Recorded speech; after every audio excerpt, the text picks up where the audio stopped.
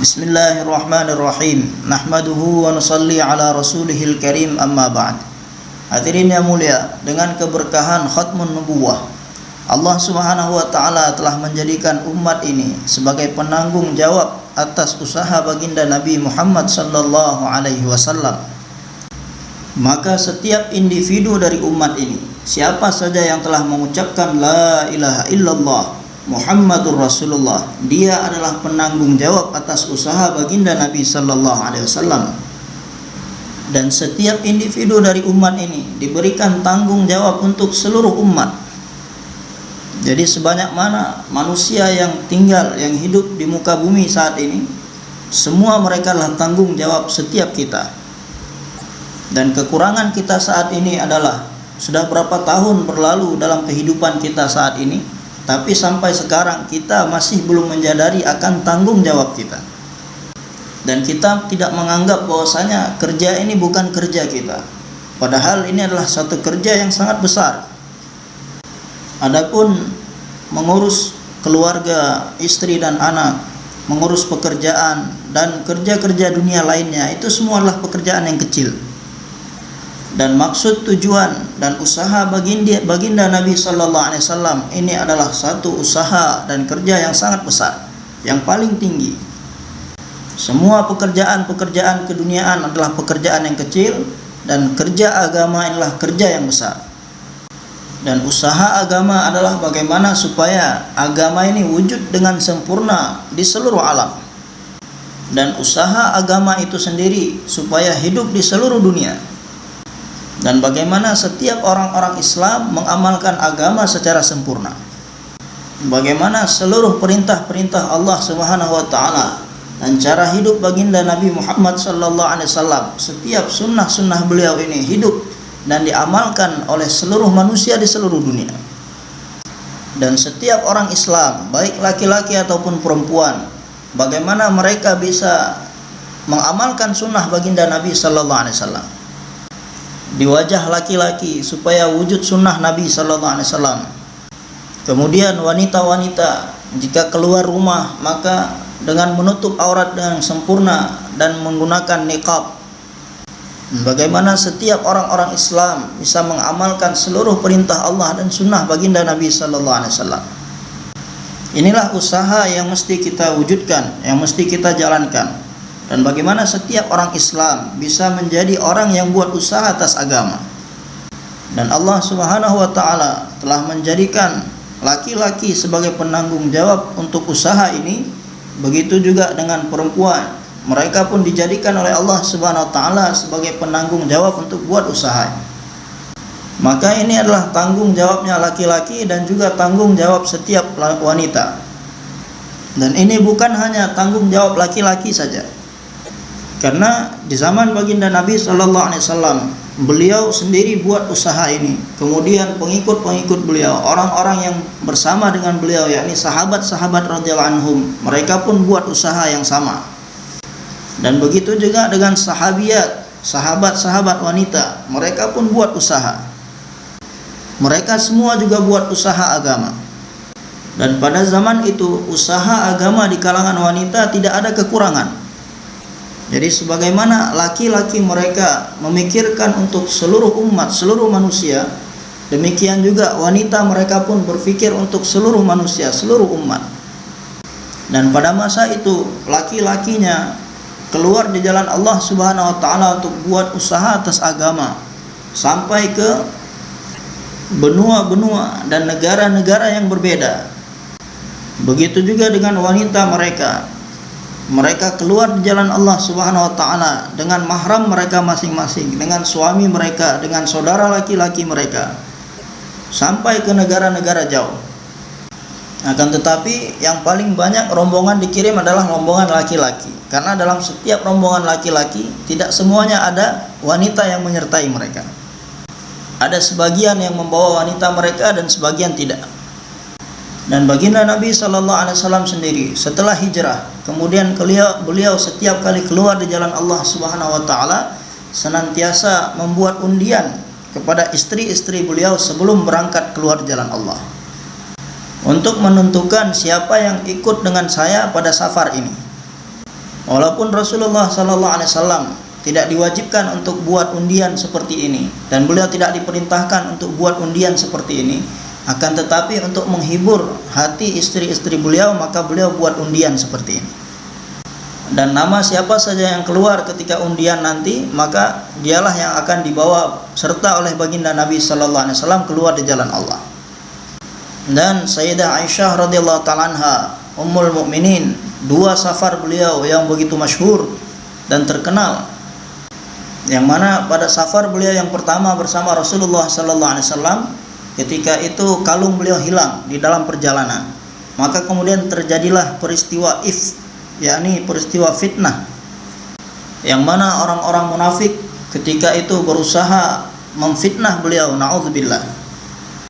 Kemudian dalam safar berikutnya terjadi hal seperti itu, kalung beliau hilang, kemudian sudah masuk waktu sholat, sahabat-sahabat tidak memiliki air untuk berwudu, sehingga sahabat-sahabat menjadi gelisah, sehingga maka Allah Subhanahu wa taala turunkan ayat tayamum pada ketika itu. Maka orang-orang mengatakan kepada Sayyidina Abu Bakar Siddiq radhiyallahu anhu bahwasanya keluargamu adalah keluarga yang penuh dengan keberkahan. Ketika umat di dalam kesusahan, maka Allah Subhanahu wa taala menggunakan keluargamu sebagai asbab untuk menghilangkan kesusahan dari umat dan memberikan kemudahan untuk umat dengan menurunkan ayat tayamum ketika itu. Maka pada zaman itu Ummahatul Mukminin, azwajul mutahharat, istri-istri Rasulullah ini senantiasa menyertai beliau dalam perjalanan-perjalanan. Jadi pada masa itu wanita-wanita pun ikut keluar di jalan Allah, ikut dalam safar-safar. Dan di dalam kitab Hikayatus Sahabat, kisah mengenai Ummu Haram radhiyallahu anha yang sering kita baca dan sering kita dengar di halaqah-halaqah ta'lim, yang mana beliau ini adalah salah satu dari bibi baginda Nabi sallallahu alaihi wasallam, dan beliau sallallahu alaihi wasallam sering datang ke rumah bibinya ini untuk beristirahat di sana. Dan suatu ketika beliau sallallahu alaihi wasallam beristirahat di rumah bibinya Ummu Haram radhiyallahu anha, kemudian ketika bangun, beliau sallallahu alaihi wasallam bangun dan tersenyum. Maka kemudian Ummu Haram radhiyallahu anha pun berkata kepada baginda Nabi sallallahu alaihi wasallam, "Ya Rasulullah, adhakallahu sinnak." Engkau tersenyum ya Rasulullah, semoga Allah Subhanahu wa taala senantiasa menjadikan engkau ini tersenyum. Kenapa engkau tersenyum ya Rasulullah? Maka beliau sallallahu alaihi wasallam pun mengatakan bahwasanya aku diperlihatkan di dalam mimpiku satu jamaah dari kalangan umatku, yang mana mereka bersafar di atas air, bersafar di laut, dan mereka terlihat begitu gagah sekali, sebagaimana seorang raja yang sedang duduk di atas singgasananya. Jadi pada zaman dahulu, mungkin di zaman kita sekarang ini sudah tidak ada lagi pemandangan seperti ini, namun di zaman dulu seorang raja yang duduk di atas singgasananya dengan segala kemewahan dan perhiasan yang dia miliki dan wangi-wangian, dan dipakaikan mahkota di atas kepalanya, dia duduk dan orang-orang mengelilinginya, maka inilah satu pemandangan yang sangat gagah sekali. Siapa saja yang melihat pemandangan seperti ini, mereka menginginkan seandainya saya ini menjadi raja. Begitulah kira-kira yang dilihat oleh Rasulullah sallallahu alaihi wasallam di dalam mimpinya, satu jamaah dari umat beliau yang melakukan perjalanan air, perjalanan di atas air. Maka Ummu Haram radhiyallahu anha pun mengatakan, "Ya Rasulullah, berdoalah kepada Allah supaya saya dimasukkan ke dalam golongan jamaah tersebut." Maka beliau sallallahu alaihi wasallam pun berdoa dan mengatakan bahwasanya sesungguhnya engkau termasuk dari jemaah tersebut. Kemudian beliau pun berbaring lagi, kemudian beliau pun tertidur, kemudian beliau terbangun dan beliau tersenyum lagi. Maka Ummu Haram pun bertanya lagi kepada beliau, "Ya Rasulullah, kenapa engkau tersenyum?" Maka beliau sallallahu alaihi wasallam pun menjawab bahwasanya aku diperlihatkan di dalam mimpiku satu jamaah dari umatku, jamaah yang lain dari kalangan umatku, mereka melakukan perjalanan di atas air, bersafar di atas laut, dan mereka terlihat begitu gagah sebagaimana seorang raja yang sedang duduk di atas singgasana. Maka Ummu Haram pun mengatakan, "Ya Rasulullah, berdoalah kepada Allah supaya saya dimasukkan dalam golongan jemaah tersebut." Maka baginda Nabi SAW menjawab, tidak, bahwasanya engkau telah termasuk di jamaah yang pertama, namamu tidak ada di jamaah yang kedua. Maka jika kita renungkan bahwasanya beliau ini adalah bibi baginda Nabi SAW, maka secara zahirnya beliau ini umurnya lebih tua daripada baginda Nabi SAW. Kemudian semasa hidup baginda Nabi SAW, berapa tahun beliau telah hidup di atas dunia. Kemudian baginda Nabi SAW pun wafat. Kemudian setelah itu masa kekhalifahan Sayyidina Abu Bakar radhiyallahu anhu 2 tahun dan beberapa bulan. Kemudian Sayyidina Abu Bakar radhiyallahu anhu pun wafat. Kemudian datanglah masa kekhalifahan Sayyidina Umar radhiyallahu anhu, yang mana masa kekhalifahan beliau ini adalah 10 tahun dan beberapa bulan. Kemudian beliau pun telah disyahidkan. Kemudian barulah datang masa kekhalifahan Sayyidina Utsman radhiyallahu anhu. Maka pada masa kekhalifahan beliau ini, Sayyidina Muawiyah radhiyallahu anhu meminta izin kepada beliau untuk menyiapkan satu rombongan yang akan bersafar di atas laut, supaya jemaah ini berangkat ke kepulauan Qubrus di negeri Syam untuk menghidupkan agama Allah Subhanahu wa taala di sana dan untuk meninggikan kalimat Allah Subhanahu wa taala di sana. Maka Amirul Mukminin Sayyidina Utsman radhiyallahu anhu pun mengizinkan beliau. Maka telah terbentuklah satu rombongan yang di dalamnya ada Ummu Haram radhiyallahu anhu dengan suaminya Sayyidina Ubadah bin Samit radhiyallahu anhu. Dan ketika jemaah ini sampai di kepulauan Qubrus, maka mereka pun telah buat usaha di sana.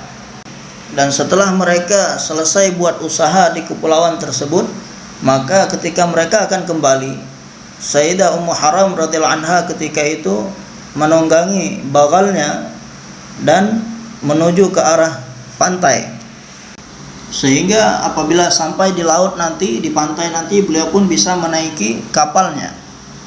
Maka di dalam perjalanan pun bagal beliau ini telah menjadi liar dan kemudian menjatuhkan Ummu Haram radhiyallahu anha yang ada di punggungnya. Dan beliau pun jatuh dan tulang lehernya pun patah sehingga beliau ini syahid di jalan Allah Subhanahu wa taala. Maka beliau pun telah dikuburkan di kepulauan Qubrus. Dan satu jamaah telah memberikan karkuzari bahwasanya jamaah kami telah dikirim ke negeri Syam, kemudian kami telah sampai di kepulauan Qubrus. Dan kami pun telah berziarah ke makam ataupun kuburan sahabat Ummu Haram radhiyallahu anha di sana, dan kami melihat dengan mata kami sendiri.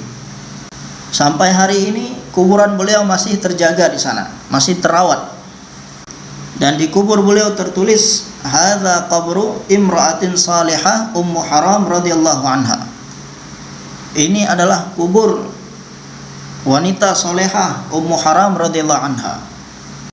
Dan kemudian setelah itu ada tulisan sejarah beliau, kisah beliau ketika masih di Madinah, kemudian kisah mimpinya Rasulullah. Beliau meminta didoakan oleh Rasulullah, karena doa Rasulullah sallallahu alaihi wasallam dikabulkan oleh Allah Subhanahu wa taala. Beliau ini dimasukkan di golongan jemaah yang pertama, maka sebelum jemaah yang kedua diberangkatkan, dibentuk dan diberangkatkan, beliau pun telah syahid duluan di sana.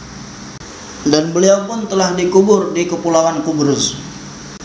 Jadi pada masa itu wanita-wanita pun ikut serta keluar di jalan Allah Subhanahu wa taala dengan mahram mereka, suami mereka ataupun saudara laki-laki mereka.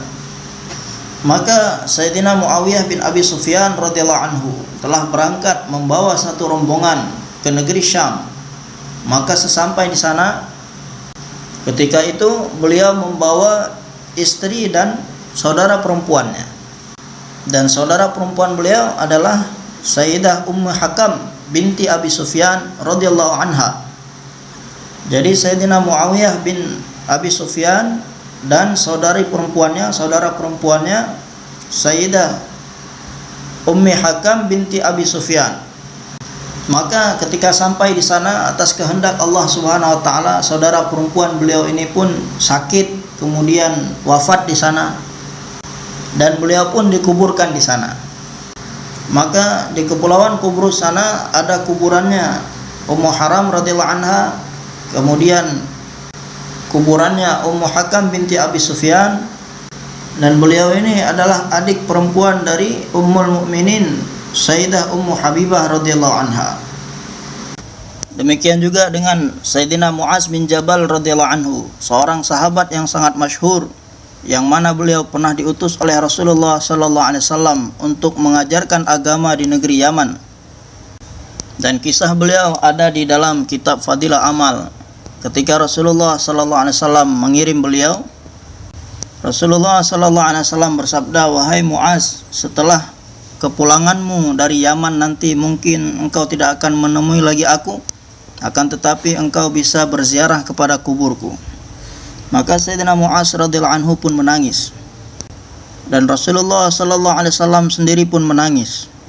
Maka sahabat Muaz bin Jabal ini juga setelahnya diutus oleh Sayyidina Khalid bin Walid radhiyallahu anhu ke satu negeri yang bernama Ba'labak yang dekat dengan kepulauan Qubrus, dan beliau diutus di sana untuk menyerang satu benteng yang ada di sana. Dan ketika itu saudara perempuan beliau ikut dengan beliau. Maka maksud saya menyampaikan ini adalah sebagaimana laki-laki mereka keluar untuk buat usaha agama, keluar di jalan Allah, demikian juga dengan perempuan mereka pun ikut keluar di jalan Allah. Dan mereka pun menerima segala kesusahan, susah payah ketika keluar di jalan Allah. Laki-laki dan perempuan sama-sama keluar di jalan Allah dan melakukan mujahadah, bersusah payah untuk buat usaha atas agama. Dan laki-laki dan perempuan di masa itu mereka memiliki keyakinan yang sama bahwasanya setiap mereka bertanggung jawab untuk menghidupkan ini agama Allah Subhanahu wa taala. Bagaimana supaya setiap perintah Allah dan sunnah baginda Nabi sallallahu alaihi wasallam wujud di seluruh dunia dan diamalkan oleh semua manusia. Maka mereka pun keluar di jalan Allah Subhanahu wa taala dengan laki-laki mereka, dan ketika mereka berada di rumah-rumah mereka, mereka pun berdoa untuk hal ini. Dan mereka senantiasa menyibukkan diri dalam amal-amal, sibuk dalam zikir, tilawat Al-Quran, dan menyibukkan diri dalam doa. Ketika malam hari mereka bangun untuk sholat tahajud dan mereka pun berdoa untuk umat. Demikian juga dengan ummahatul mukminin, mereka senantiasa sibuk dalam zikir, tilawat Al-Quran, kemudian ta'lim wa ta'allum. Karena perempuan datang kepada mereka dan bertanya kepada mereka mengenai masail, maka setiap masail yang mereka telah pelajari langsung dari Rasulullah sallallahu alaihi wasallam, mereka pun mengajarkan kepada wanita lain, khususnya masail-masail yang berkaitan dengan wanita.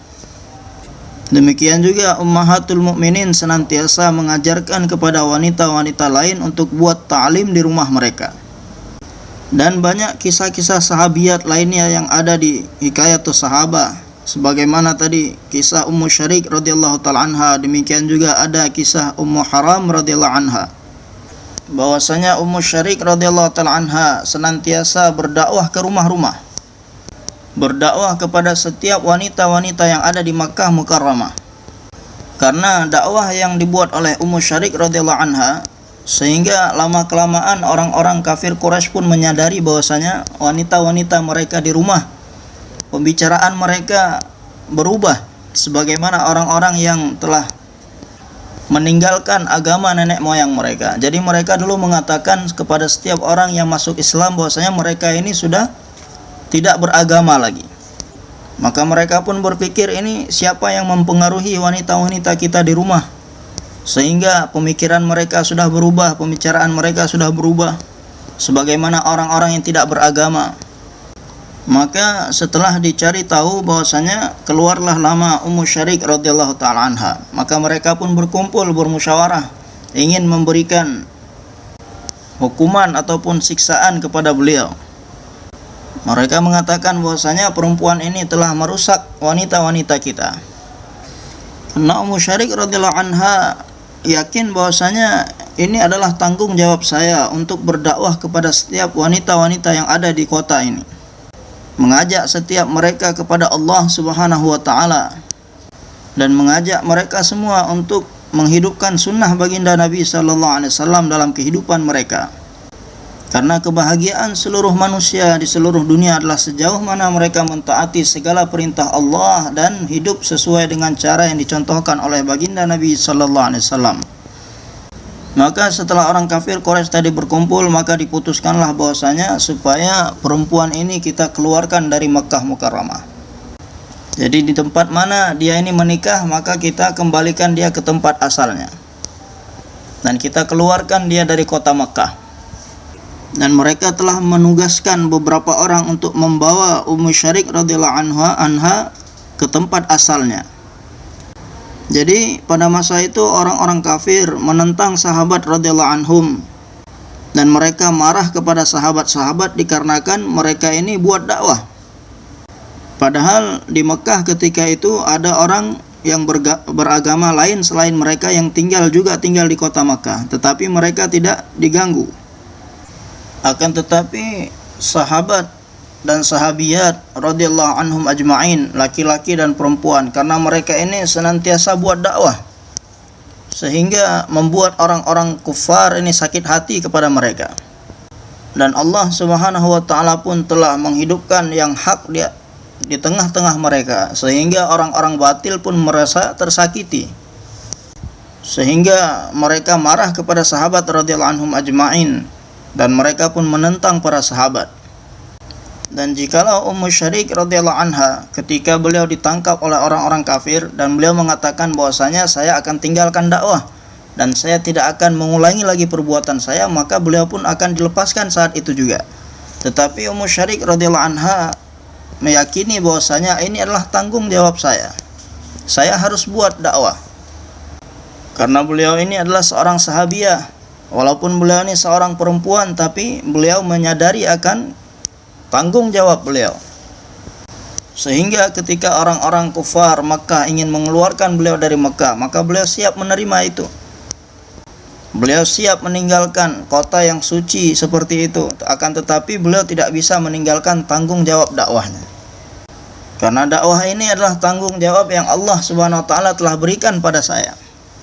Maka kemudian orang-orang kafir tadi pun telah membawa beliau keluar kota Makkah, dan dengan zalimnya mereka yang membawa ini naik kendaraan, dan Ummu Syarik diperintahkan untuk berjalan kaki.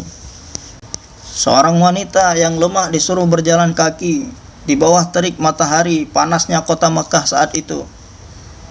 Maka beliau berjalan kaki di atas padang pasir yang panas. Dan ketika mereka berhenti di satu tempat untuk beristirahat, maka mereka mendirikan khebah untuk mereka makan dan minum dan beristirahat di dalamnya. Sedangkan Ummu Syarik radhiyallahu anha mereka biarkan di bawah terik matahari di luar kemah. Kemudian 1 hari, 2 hari, sampai 3 hari berlalu dalam keadaan seperti ini. Tidak diberi makan, tidak diberi minum, dan berjalan kaki. Maka keadaan beliau pun mulai memburuk disebabkan kelelahan dan kelaparan. Maka setelah 3 hari dalam keadaan seperti itu, beliau sendiri pun telah mengira bahwasanya kematian sudah mendekat. Demikian juga dengan orang-orang kafir yang membawa beliau tadi. Mereka mengira bahwasanya sebentar lagi dia ini akan mati. Maka ketika orang-orang kafir tadi masuk ke kemahnya, mereka makan, minum, dan kemudian mereka tertidur dan meninggalkan Ummu Syarik radhiyallahu anha di bawah terik matahari di padang pasir yang panas. Maka beliau pun memandang ke arah langit dengan harapan bahwasanya malaikat akan datang memberikan pertolongan.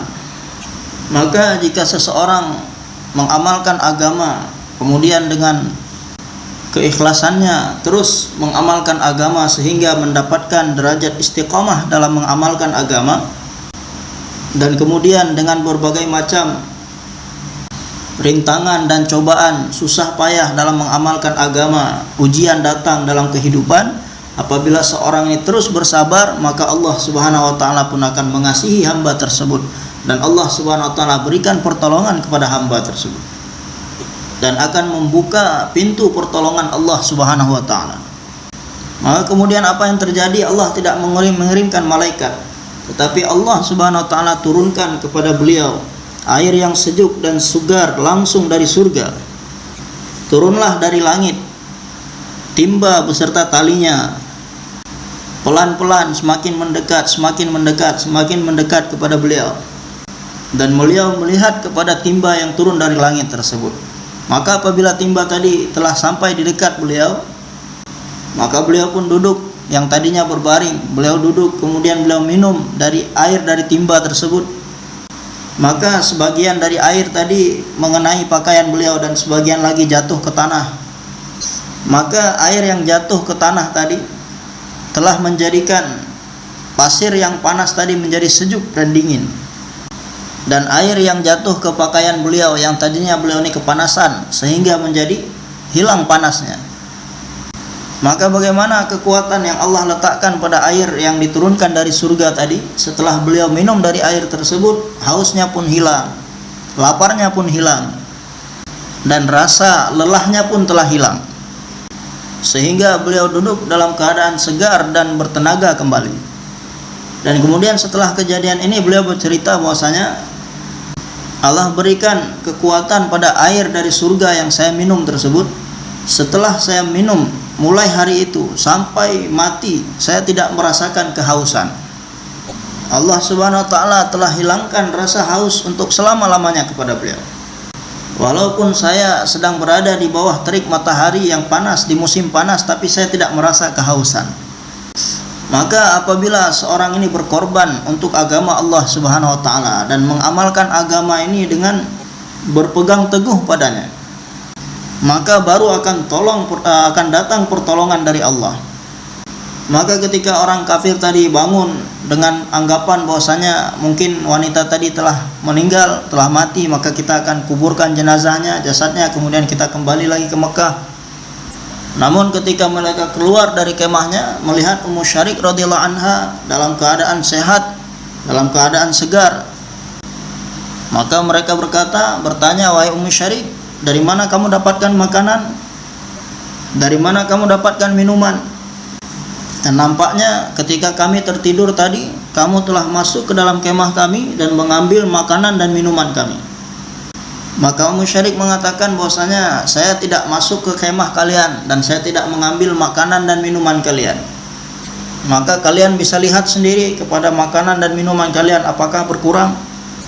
Maka tadi ketika beliau setelah minum daripada air di timba tadi, maka sebagaimana timba tadi turun dari langit, setelah beliau selesai minum, maka timba tadi pun kembali naik lagi ke langit. Kemudian orang-orang kafir tadi pun kembali ke kemah mereka melihat makanan dan minuman mereka. Maka mereka mendapati makanan dan minuman mereka tidak berkurang. Mereka pun keheranan, bertanya kepada Ummu Syarik radhiyallahu anha, "Dari mana kamu dapatkan makanan dan minuman sehingga kamu sekarang dalam keadaan segar dan bertenaga? Bagaimana bisa keadaanmu berubah 100% seperti sekarang?" Maka beliau pun menceritakan semua kejadian yang beliau alami. Maka dengan keistiqamahan dan teguh pendirian beliau ini dalam mengamalkan agama tadi, Allah Subhanahu wa taala telah bukakan pintu hidayah untuk orang-orang kafir tadi. Sehingga orang-orang kafir tadi pun mereka telah mengucapkan kalimat syahadat dan mereka menjadi Islam. Maka hadirin yang mulia, tugas kita adalah buat usaha. Bagaimana kita ketika keluar di jalan Allah Subhanahu wa taala, sedang berjuang keluar di jalan Allah, kemudian datang kesusahan, maka kita berusaha untuk menahannya atas keridhaan Allah Subhanahu wa taala, untuk mendapatkan keridhaan Allah, sehingga Allah Subhanahu wa taala menerima usaha kita dan Allah jadikan asbab terbukanya pintu hidayah untuk umat seluruh alam. Maka hadirin yang mulia, inilah tanggung jawab kita saat ini. Sebagaimana kita keluar di jalan Allah Subhanahu wa taala, demikian juga kita berusaha untuk mengajak masturah kita untuk keluar di jalan Allah. Maka sebagaimana kita kaum lelaki ketika keluar di jalan Allah Subhanahu wa taala, kemudian kita pun ada semangat dalam mengamalkan agama, kemudian kita pun ada semangat dalam buat usaha agama, dan ada kerisauan mengenai perkara agama, dan ada kerisauan mengenai umat.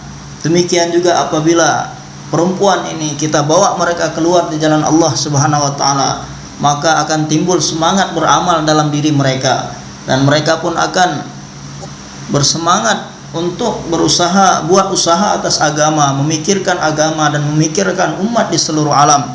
sebagaimana sahabat-sahabat radhiyallahu anhum, wanita-wanita sahabat, kemudian ummahatul mukminin, azwajul mutahharat, yang mana di dalam diri mereka ada semangat yang tinggi untuk mengamalkan dan mendakwahkan, buat usaha atas agama. Maka inilah tanggung jawab kita. Karena jika kita tidak berpikir, tidak memikirkan untuk wanita kita, maka bagaimana keadaan agama mereka, bagaimana keadaan sholat mereka, apakah mereka berzikir kepada Allah ataupun tidak, apakah mereka membaca Al-Quran ataupun tidak, apakah mereka menyempurnakan perintah Allah ataupun tidak.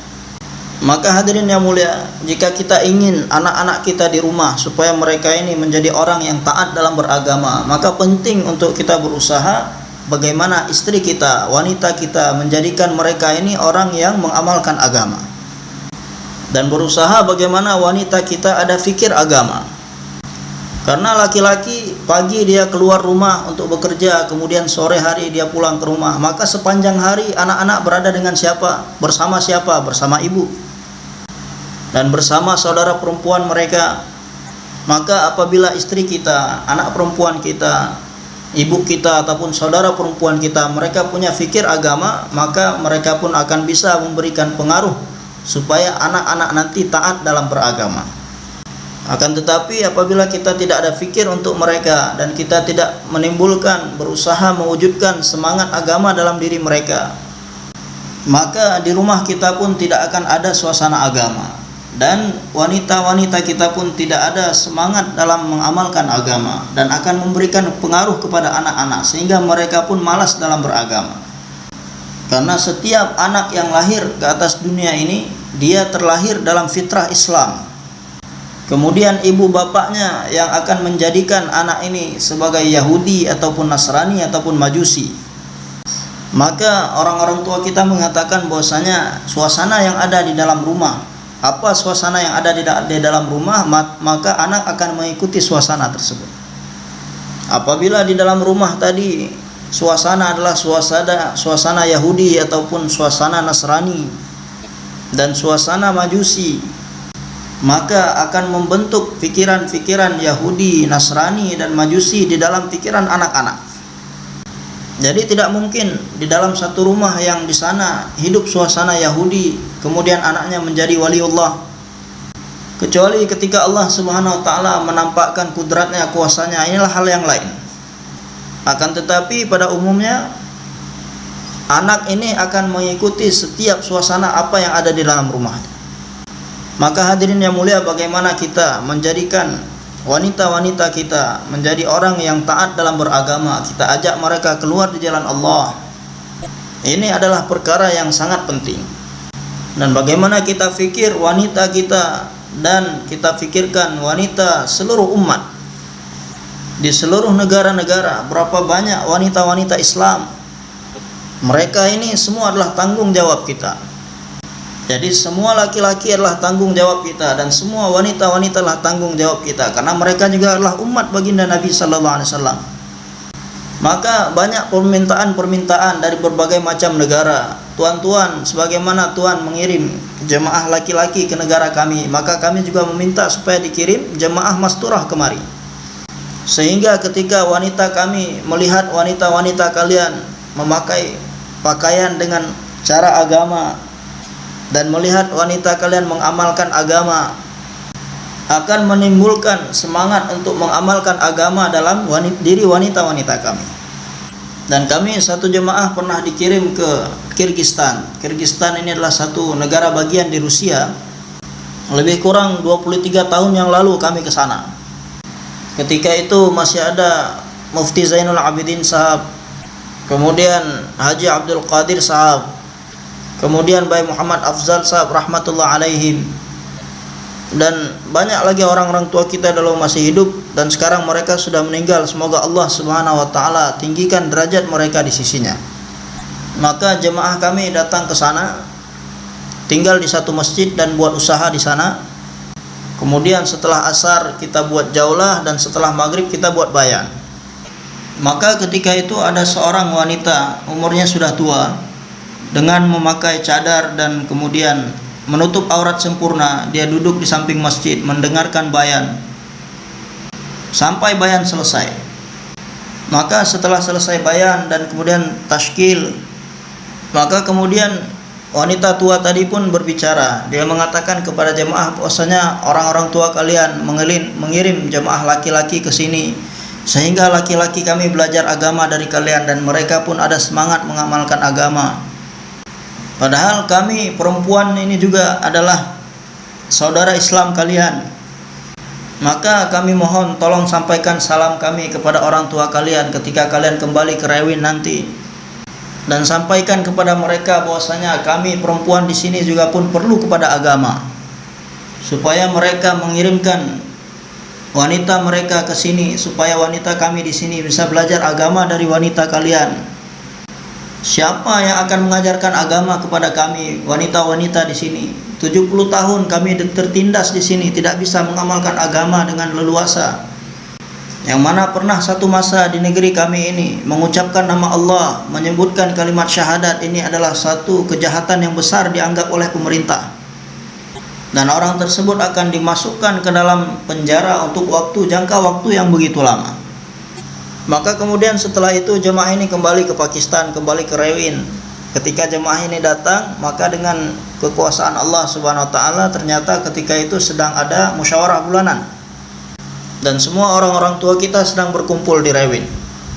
Maka jemaah tadi pun telah memberikan karkuzari di depan semua orang-orang tua yang hadir di musyawarah ketika itu. Dan jemaah pun telah menyampaikan salam dari seorang wanita yang mereka temui ketika di sana. Mereka sampaikan kepada orang-orang tua ketika itu. Maka semua orang-orang tua kita ketika itu menundukkan kepalanya dan mengatakan bahwasanya betul apa yang disampaikan oleh saudara perempuan kita. Selama ini kita kurang memikirkan, kurang mengusahakan kepada mereka. Maka ketika itu juga orang-orang tua memerintahkan untuk membentuk jemaah ketika itu juga. Maka alhamdulillah telah terbentuk satu jemaah dari majelis musyawarah tersebut. Dan orang tua kita ketika itu memerintahkan jemaah yang baru pulang dari sana, 1 orang 2 orang di antara mereka ada yang siap untuk menemani jemaah baru ini berangkat dengan istri-istri mereka. Maka kemudian jemaah ini pun berangkat dengan mastorahnya berangkat ke sana. Maka mereka pun telah buat usaha dengan sebaik-baiknya ketika di sana. Dan banyak wanita-wanita di sana telah belajar agama dari jemaah ini, belajar sholat, dan berapa banyak di antara mereka yang sudah tutup aurat. Maka banyak dari negara-negara yang lain datang surat ke Rewin minta jemaah mastorah supaya diantar ke sana, supaya wanita-wanita di daerah kami mereka pun bisa belajar agama, mereka punya fikir agama, fikir akhirat, supaya terbentuk keimanan mereka, semangat dalam mengamalkan agama. Siapa lagi yang akan mengajarkan agama kepada wanita-wanita kami? Maka hadirin yang mulia, kita bawa wanita kita keluar di jalan Allah dan kita wujudkan, kita hidupkan taklim di rumah-rumah kita. Kita buat taklim di rumah kita dengan rutin, supaya di rumah kita ini ada pembicaraan agama. Dan supaya wanita di rumah kita mereka sibuk dengan salat-salat sunat, kemudian tilawat Al-Quran, berzikir, supaya bisa meluangkan waktu untuk buat amal di dalam rumah. Dan hari ini di dalam rumah kita sendiri tidak ada suasana yang bisa memberikan semangat kepada wanita di rumah kita untuk mengamalkan agama. Maka untuk mewujudkan semangat tersebut kita harus bawa mereka, tinggalkan rumah kita, keluar di jalan Allah Subhanahu wa taala. Maka dengan demikian insyaallah mereka pun ada fikir agama dan mereka pun ada semangat untuk mengamalkan agama.